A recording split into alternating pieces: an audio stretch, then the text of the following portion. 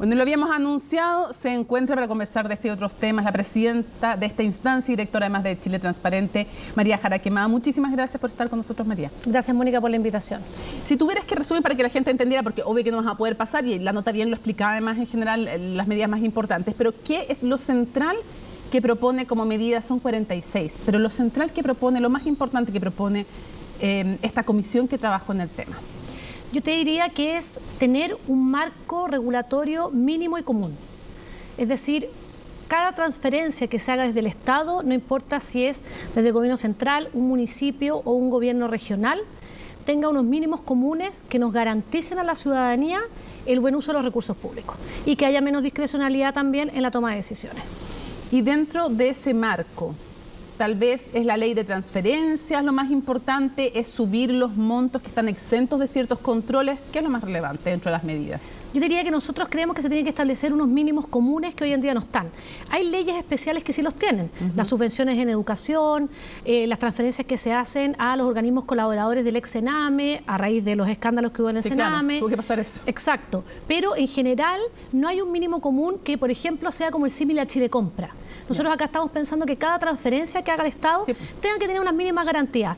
Por regla general, que haya concursabilidad. Si es que no hay concursabilidad y hay asignación directa, tiene que ser calificado, fundamentado, justificado, que hayan garantías de las instituciones que participan. O sea, boletas de garantías para que se pueda recuperar, que se pueda recuperar el dinero en caso de... Exacto. Que las transferencias, los pagos se hagan parcializados y de acuerdo a cumplimiento de ciertos hitos, que haya experiencia previa, por ejemplo, ciertos requisitos como experiencia previa, que haya transparencia y rendición de cuentas. Hoy en día hay rendición de cuentas, pero se le rinde a cada entidad, esa información no es pública. Entonces, que haya también más estandarización. Yo creo que al final del día, en lo que se pueda, se deberían de uniformar procedimientos, normas, María, criterios, etcétera. Pero es que uno te escucha y parece de sentido común, pero también parece como básico que eso existiera. O sea, ¿cómo no existía lo que estás mencionando? Cuando son recursos de todos los chilenos, de todas las chilenas, en un país además que no tiene tampoco, ni si tuviera tampoco, que no tiene para andar tirando a la basura en el fondo dinero, donde hay muchas necesidades sociales. ¿Te asombró que no existiera o es alarmante que no haya existido esto?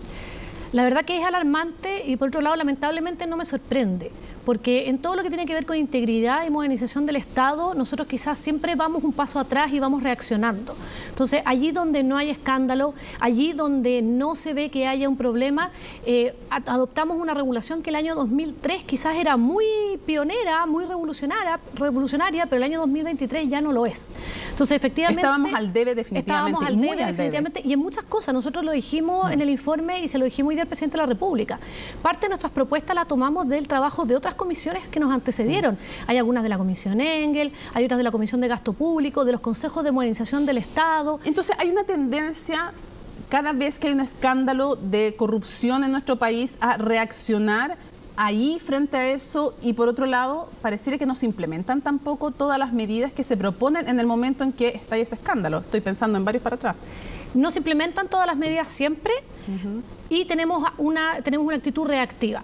Ahora, mirando el vaso medio lleno, eso es bueno en el sentido de que efectivamente acá generan cambios y se fortalecen las instituciones. En la mayoría de los países de América Latina eso ni siquiera ocurre. ¿Ya? Y nosotros, Chile es un ejemplo en ese sentido. El problema es que una vez que ya ocurren esos casos, el daño a la fe pública ya está hecho. Hay encuestas que ya están mostrando el daño que hay hacia la sociedad civil. Y hoy en día hay alrededor de 50 fundaciones, corporaciones investigadas y son más de 339.000 en nuestro país. Entonces la verdad es que es un puñado comparado con el universo, pero el daño que se genera es muy grande. María, los gobiernos regionales y la autonomía presupuestaria para ellos, anunciada ya el año pasado, ¿es sustentable? Es sustentable siempre que haya controles cruzados, rendición de cuentas y transparencia. Sin eso, obviamente es un peligro, como en cualquier lugar, no necesariamente regionales, pero en cualquier lugar que haya un bolsón de dinero, haya discrecionalidad y no haya controles cruzados. Yo creo que eso es lo clave y el aprendizaje que nos está dejando el caso de los convenios, donde hay 11 gobiernos regionales en donde están investigando, 11 de 16. Eso nos tiene que dar la señal de que si nosotros vamos a generar ese cambio, efectivamente tenemos que generar los controles cruzados para tratar de impedir que eso ocurra, porque la corrupción, impedirla del todo es imposible, pero sí podemos minimizarla bastante. ¿Van a seguir las transferencias directas? ¿Van a seguir las transferencias directas? ¿Ustedes no proponen terminar con ellas? No. No, las transferencias directas van a seguir. Lo que pasa es que lo que tiene que cambiar es la forma en que se toma la decisión y la información que está disponible, por así decirlo. ¿Y por qué no siempre hacerla concursable? Lo que pasa es que las transferencias directas pueden ser concursables. O sea, se van a haber transferencias directas, pero sujetas siempre a concurso. La regla general que nosotros estamos proponiendo es que efectivamente lo sea y que hayan asignaciones directas solo cuando hay... perdón, a eso me refiero, asignación directa. Solo cuando hay algunas circunstancias homologables, por ejemplo, lo que ocurre con Chile Compra. ¿Van a haber asignaciones directas solo en casos excepcionales? ¿Eso es lo que ustedes proponen? Eso es lo que nosotros proponemos. Solo en casos excepcionales, calificados y justificados. Y eso obviamente va a depender, el legislador deberá establecer un marco regulatorio mínimo. En muchas cosas nosotros lo asimilamos a Chile Compra porque es parecido, aunque tiene obviamente sus diferencias. ¿Es aceptable que no haya estado sesionando el Consejo de Auditoría Interna? La verdad es que no sé si la palabra es aceptable, eso te indica muchas cosas y para mí una de las cosas que nos indica es que no cumple la función que debiera cumplir. Este consejo fue creado el año 94, 95 por el presidente Eduardo Frei a raíz de uno de los primeros casos de corrupción que estallan en el retorno a la democracia. Él genera la primera comisión, la de ética pública, el año 94 y se crea por decreto y es más bien una comisión asesora presidencial. Pero la auditoría, lo que hemos conocido hasta el día de hoy, que la auditoría para que funcione tiene que tener cierta autonomía de aquel a que audita. Entonces, la verdad es que esa comisión no cumple con los estándares hoy en día para el objetivo que se requiere. Pero eso no impide que la verdad es que sí debería haber estado sesionando, porque independiente de que no tenga la autonomía necesaria ni los dientes necesarios, igual puede cumplir un rol asesor bastante relevante. ¿Fue una buena medida el hecho de que se eliminara cierta cantidad de información que se entregaba por decisión de este Consejo? Mira, yo lo que he hablado con personas más expertas que yo en estos temas me dicen que en los casos que hoy se están investigando habría sido difícil detectarlos con esa información. Porque muchos de ellos tienen que ver con tráfico de influencias, posible tráfico de influencias, conflictos de intereses, organizaciones que no tenían la trayectoria previa. Y eso con esa información no se notaba. Lo que sí se podía quizás relevar con esa información es cuando no se habían hecho las rendiciones de cuentas necesarias, etcétera. Entonces, efectivamente, yo creo que fue una decisión que podría haber ayudado a tener mejor control, pero yo creo que muchos de los casos que hoy en día estamos viendo probablemente se hubieran producido de igual modo. Pero no fue una buena decisión. No, yo creo eliminar que no fue una buena decisión. Cierta información. No, que yo creo que mientras más información y que más control. No fue buena decisión. Yo creo que no fue una decisión, pero no tengo la certeza, por lo que me han dicho personas que saben más que yo de este tema, de que se podrían haber detectado, prevenido esos casos efectivamente, que es lo que busca la auditoría, es prevenir.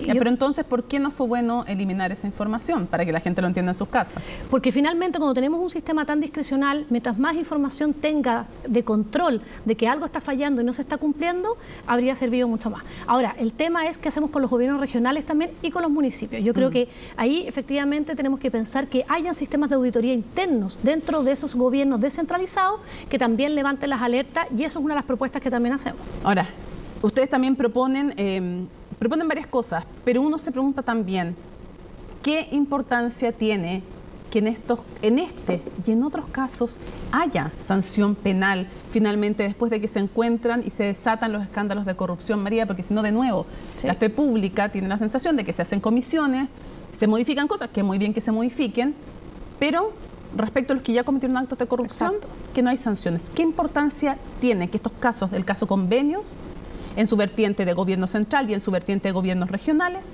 terminen con sanciones penales efectivas? Muy importante.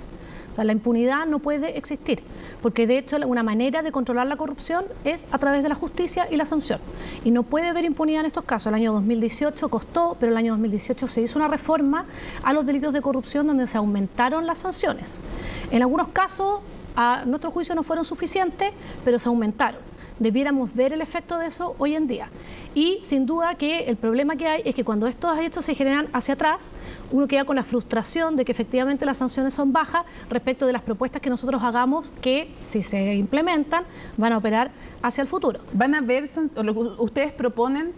Pero antes de preguntarte lo que ustedes proponen, ¿por qué te lo digo? Porque en el caso Mopcate se hicieron reformas, pero también se hizo un acuerdo político para que los sobresueldos, el Servicio de Impuestos Internos dijera que no eran tributables.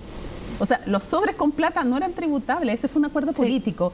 Después, financiamiento ilegal de la política, y vemos que se terminan las querellas, se decide terminar con las querellas de parte del Servicio de Impuestos Internos, amarran de mano al Ministerio Público. Aunque hubo cambios también. Entonces ya tenemos dos ejemplos claros en los cuales a través de acuerdos políticos finalmente, tácitos o explícitos en algunos casos, hay impunidad. Yo hoy no veo al menos que haya intención de un acuerdo político de impunidad. Lo que sí puede ocurrir, y es lo que nos ha ocurrido muchas veces, es que efectivamente nuestras sanciones penales de delitos de corrupción muchas veces son menores a 5 años y un día y por lo tanto no son penas efectivas. Ahí es donde nosotros tenemos una propuesta que toma lo que se acaba de hacer con la ley de delito económico, de que se busque alguna manera de que delitos tan graves como esto, tanto para las autoridades o funcionarios que los cometen, como para los privados que los cometen, tengan sanciones efectivas. O sea, cárcel. Que la corrupción se sancione con cárcel. Yo no estoy diciendo 10, 15 años, quizás no, pero si se va a dar una condena de 2 años, debería ser efectiva porque te muestra la evidencia, los estudios, lo mismo que en la ley de delito económico, que ese tipo de delitos en general tienen irreprochable conducta anterior. Y ese tipo de delitos, la cárcel sí es un gran desincentivo, aunque sea 1 año. Entonces yo creo que efectivamente la señal tiene que ser muy clara y muy contundente. María, ¿no es muy limitado que el trabajo de la comisión se haya restringido al tema fundaciones? No hay, ¿qué pasa con todos los otros espacios donde se da corrupción y se sigue dando en nuestro país? Yo creo que muchos de esos espacios están abarcados por el trabajo de comisiones previas y por lo tanto lo que hay que hacer es seguir implementando esas medidas. Ahora, también ocurre que a veces se adoptan regulaciones pero no cumplen con sus objetivos por distintos tipos de razones. Te pongo el ejemplo de la ley de partidos políticos. Se hizo una reforma importante el 2016, pero claramente eso, al menos el efecto de generar más confianza en los partidos políticos que sean percibidos como más transparentes, no se ha producido. Entonces lo que deberíamos hacer también es ver, bueno, estudiar qué pasó ahí para que no se haya producido ese cambio. Yo creo que muchas veces nos quedamos con el check de que aprobamos la ley, pero en la implementación luego hay un déficit. ¿Y no debiera haberse hecho un encargo entonces, o no le hubiera gustado a la misma comisión? ¿No surgió entre ustedes la inquietud de decir la verdad? Es que hay que ampliar el ámbito de trabajo de la comisión a revisar lo que funciona, lo que no funciona en otras áreas, hacer propuestas más allá de las fundaciones? La verdad es que el tiempo dado por el presidente no nos daba para eso, y la verdad es que el tema en sí, aunque haya sido muy reducido, era un tema bastante amplio y que tocaba bastantes aspectos del Estado. Pero Chile requiere, entonces, te lo pregunto de otra forma, ¿Chile requiere una nueva comisión que abarque todos los espacios donde hay todavía forados importantes, legislaciones no implementadas, para trabajar el tema de una agenda y empujar una agenda anticorrupción más amplia? Yo creo que Chile lo que requiere efectivamente es tener estrategias de integridad constantes y permanentes y que ojalá sean agendas de Estado y no de gobierno. Y eso es lo que requiere. Ahora, sabemos que hay muchas prioridades. Antes de que yo entrara estaban hablando de temas de pensión, hay muchas prioridades de política pública, pero este tema siempre debería quedar, aunque esté en segundo plano, siempre debiera quedar permanentemente en actualización. Ahora, ¿qué respondes tú a quienes sostienen que al Estado no se le puede entregar más recursos en una reforma tributaria o dedicar más dinero porque no saben cuidar los recursos? Y es más, se dice que el Estado creen que más encima, más en este gobierno, con estos escándalos de corrupción, es una prueba de que no se les tienen que entregar más recursos porque se terminan yendo a otros fines. Y que la gente también piensa eso.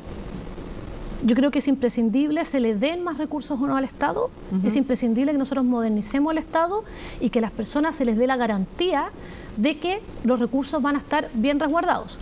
Obviamente puede haber personas que siempre traicionen esa fe pública, pero tienen que ser los menos que los más. Y cuando eso ocurra, sanciones contundentes y medidas de prevención, Mónica, para que eso no ocurra, porque al final del día lo que más importa y lo que nos marca la diferencia con los países que están mejor que nosotros en la lucha contra la corrupción es la prevención.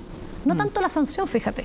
Hay países desarrollados que tienen quizás sanciones más bajas que las que tenemos nosotros, pero porque no llegan a esa etapa. O son muy pocas las veces que llegan a esa etapa. Y las aplican, y cuando llegan las aplican. Cuando llegan las aplican. Con un par de temas que tienen que ver con el proceso constituyente, porque en el proceso constituyente se había propuesto de parte de los expertos que el financiamiento fuera solo público, tanto para los partidos como para las campañas. Entonces se dejaba el público solamente en la Constitución, lo cual implicaba una imposibilidad de crear ninguna ley que permitiera el financiamiento privado. Se ha hecho una enmienda que pretende eliminar la palabra pública y por lo tanto no es que cree el financiamiento privado, pero lo deja la ley. Entonces, ¿qué te parece más adecuado? ¿Dejar en la Constitución que campañas y partidos solo se financian a través de lo público o no? En mi opinión personal, yo no regularía eso en una Constitución, lo dejaría a una ley y que sea el Congreso que lo decida. Pero esta discusión se tuvo hace muy poco y fue consecuencia de casos de corrupción y de financiamiento ilegal a la política. Muchos países en la región han avanzado en el mismo sentido que nosotros, a prohibir el financiamiento de empresas a la política. Sí, no de personas, o sea, el financiamiento privado se refiere de empresas. De empresas. Y que solo las personas. Y se dio toda una discusión y fue aprobado de manera unánime por todos los partidos políticos que estaban representados en el Congreso en ese momento. Yo no veo razón para cambiar eso, no veo ningún antecedente, ninguna evidencia, nada me da a entender que lo que se decidió el año 2016, a raíz de los casos de financiamiento ilegal, haya que cambiar eso. En la ley que solo que solo las personas y no las empresas puedan ser fuentes de financiamiento privado para la política y los partidos. Cierro con lo siguiente, hubo una preocupación manifestada por el Contralor respecto de las enmiendas que él dice le quitan desde su perspectiva atribuciones a Contraloría, y él dijo incluso que supone que es algo fundamental para la lucha contra la corrupción, y él dijo esto puede poner incluso en peligro la democracia. ¿Te parece que son equivocadas las enmiendas que tienden a ser colegiada la Contraloría, diluir también el poder en Contralorías regionales y otras medidas? Mira, sobre eso hay una discusión importante y está bastante dividida la opinión. Y por eso mismo, en mi opinión, yo escuchando personas que saben más de este tema, yo tendría mucho cuidado con la colegiatura. Y yo creo que esto no es blanco-negro y no es ciencia exacta, ¿ya? Y hay opiniones para ambos aspectos. Pero creo que hay que tener muy claro que la Contraloría es un órgano bastante ejecutivo, que tiene que tomar decisiones constantes y muy rápidas, y por lo tanto hay que tener cuidado con no ralentizarlo. Y otra cosa que hay que tener cuidado es que efectivamente, si se va a colegiar, ese nombramiento responda a altos estándares de personas autónomas y que tengan las competencias, y no vaya a ser que cuotemos políticamente a una entidad y que finalmente los dientes que tiene se los quitemos. Entonces, entiendo la preocupación, pero esto no es algo que sea como tan claro y patente. ¿Es suficiente lo que se ha hecho en corrupción en el proceso constituyente o también nos vamos a quedar al debe? Hay buenas propuestas de la comisión experta y hay otras que están reforzando de los distintos, de las distintas bancadas que vienen a reforzar alguna de esas situaciones. Nosotros como Chile Transparente hicimos varias propuestas, varias de ellas fueron recogidas, así que yo creo que en esto hay bastante como más consenso, así que yo espero que efectivamente se avance. Espero que no nos quedemos con el estándar de hoy, que es un estándar que se hizo el año 2005, ya llevamos casi 20 años de eso y por lo tanto hay mucho más que avanzar, y yo espero que ese espíritu que vimos en la comisión experta y hemos visto con algunas enmiendas se mantenga. María, muchísimas gracias por habernos acompañado en CNN Prime. Gracias a ti.